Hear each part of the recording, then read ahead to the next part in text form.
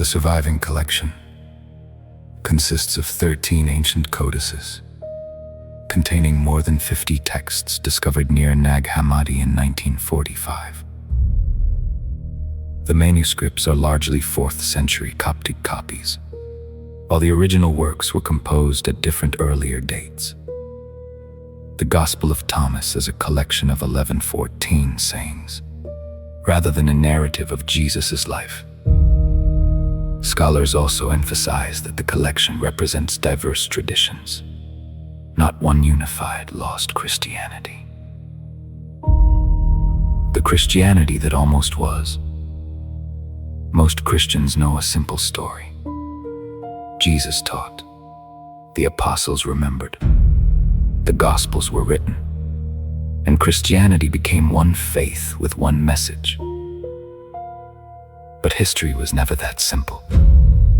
Beneath the sands of Egypt, another Christianity was waiting. In 1945, near Nag Hammadi, ancient books were discovered inside a sealed jar. More than 50 texts, voices silent for centuries. Among them were the Gospel of Thomas, the Gospel of Philip, the Gospel of Truth, and the secret book of John. And they leave us with a provocative question. What might Christianity have become if different voices had survived? But many writings found at Nag Hammadi speak in another language. They speak of awakening, of knowledge, of remembering something forgotten within the self. In these writings, humanity's deepest problem is not always sin. Sometimes it is ignorance. Not the ignorance of lacking facts, but a deeper blindness. A failure to understand who we are, where we come from, and what part of us belongs to the divine. In this vision, salvation is not only rescue from punishment, it is awakening from illusion. We mistake possessions for identity. We mistake fear for truth. We mistake the temporary for the eternal. We live as though we are separate from the source of existence. And because we have forgotten, we remain asleep. The Gospel of Thomas is especially unsettling. It does not tell the familiar story of Jesus' birth. It does not describe his miracles. There is no journey toward the crucifixion, no empty tomb. Instead, it offers sayings attributed to Jesus. A teacher speaking in riddles. A voice asking the listener not merely to believe, but to understand. The seeker is turned inward. Look more deeply. Recognize what is already present. Know yourself, and the world may no longer appear the same. Perhaps this is why these ideas still feel dangerous. But the Nag Hammadi writings are not one hidden Bible. They do not present a single unified religion. So this is not the story of one pure Christianity secretly removed from history. The truth is more complex. Early Christianity was a struggle over meaning.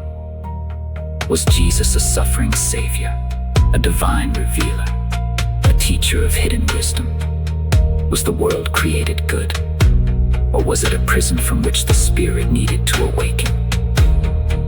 Did salvation come through faith, through the church, through transformation, or through knowledge of one's divine origin? Eventually, certain answers became orthodox. Others were rejected. Some books were copied and protected. Others disappeared. And history slowly created the impression that the surviving version had always been the only version. But the desert remembered. The books of Nag Hammadi do not destroy Christianity. They reveal its forgotten complexity. They show us a time when the meaning of Christ had not yet been settled, when the boundaries of belief were still moving, and when the future of Christianity remained open. Imagine that the inward path had become central. Imagine Christianity placing as much importance on self-knowledge as obedience.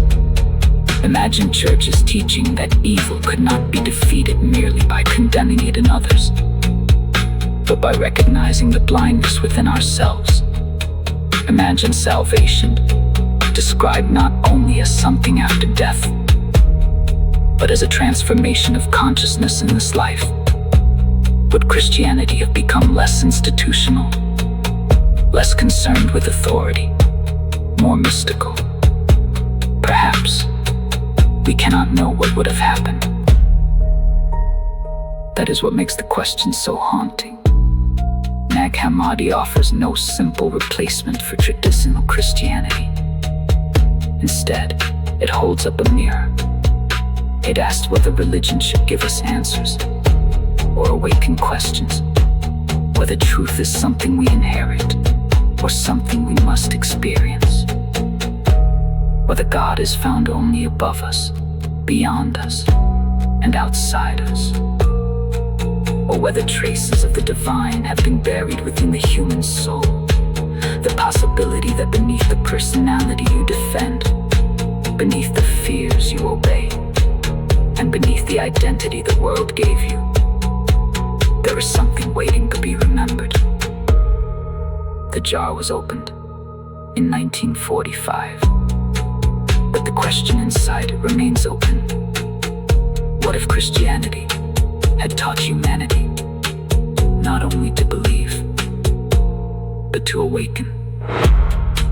And what if the kingdom people have been waiting for was never as far away as they were told?